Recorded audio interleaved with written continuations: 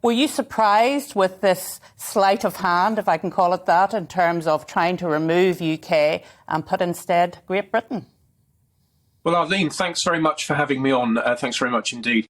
I think I was surprised that a better political filter hadn't been run across this particular piece of delegated legislation.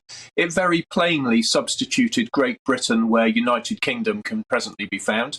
And that, of course, is politically extremely sensitive for unionists. And it particularly highlights the problems of the protocol. So the minister argued that it was technical. Really, the case that I was making is that it was politically, it highlighted that we have not yet fixed a protocol which is not working. I think now even its defenders accept that it's causing just the kind of problems which were foreseen when the protocol was written. Of course, we agreed to the protocol under duress. It's time to change it.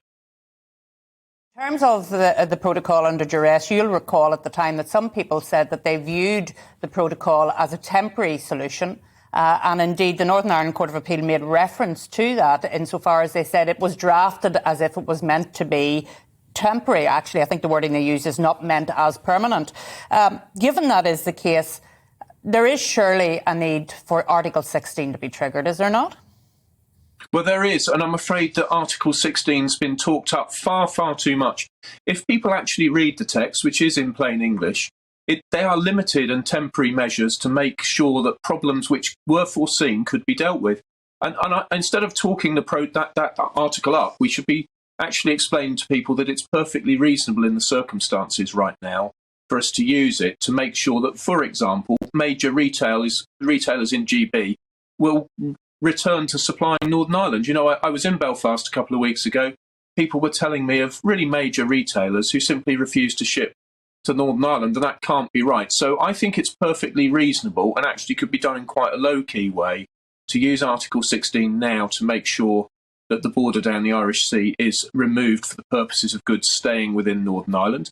I think potentially we could legislate for what's called mutual enforcement. That should give the EU, even if they don't agree to it initially, that would give them the reassurance that within Northern Ireland we were going to apply their standards to anything shipped to them.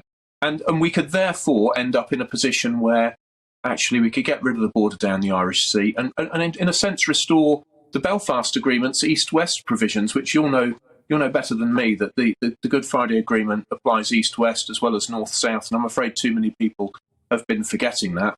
I don't think Putin and the threat of violence can be any excuse for not getting on with it, and certainly we should get on with it before the elections.